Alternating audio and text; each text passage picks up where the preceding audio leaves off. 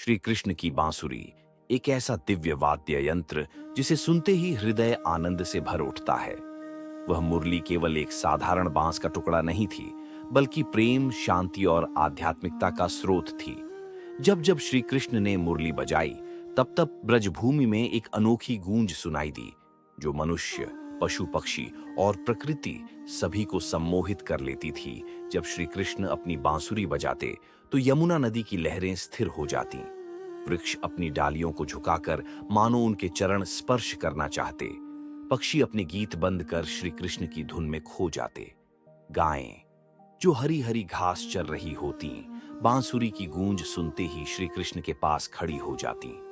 यह धुन केवल सुनने का आनंद नहीं देती थी, यह आत्मा को शुद्ध कर देती थी। बांसुरी की गूंज ने ब्रजवासियों को एक ऐसी आध्यात्मिक अनुभूति दी जिसे शब्दों में व्यक्त करना असंभव था। श्री कृष्ण की मुरली गोपियों के लिए प्रेम का संदेश थी। जब भी गोपियां मुरली की मधुर ध्वनि सुनती, वे अपनी समस्त चिंताओं को भूलकर कृष्ण की ओर खिंच जाती। मुरली की गूंज उनके हृदयों में प्रेम और भक्ति की गंगा प्रवाहित कर देती। एक दिन राधा ने श्री कृष्ण से पूछा, कान्हा, तुम्हारी मुरली में ऐसा क्या है जो हमें अपनी ओर खींच लेती है?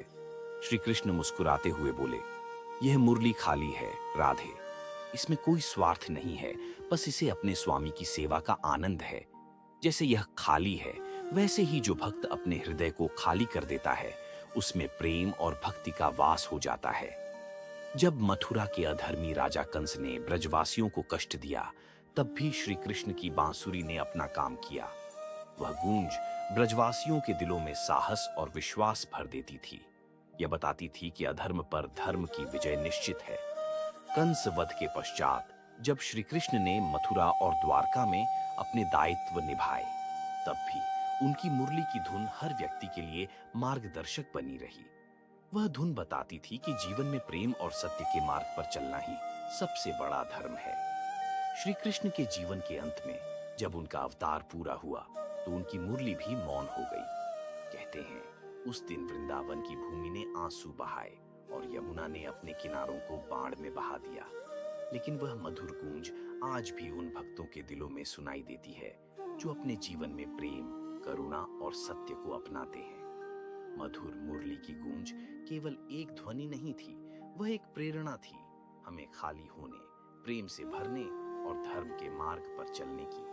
वह गूंज आज भी हमारे भीतर है, बस उसे सुनने के लिए हमें अपने मन की अशांति को शांत करना होगा। तभी हम श्री कृष्ण की लीला का वास्तविक आनंद ले पाएंगे। दोस्तों, इस वीडियो में बस इतना ही। मिलते हैं अगली वीडियो में। अपना ख्याल रखिएगा। जय श्री कृष्ण।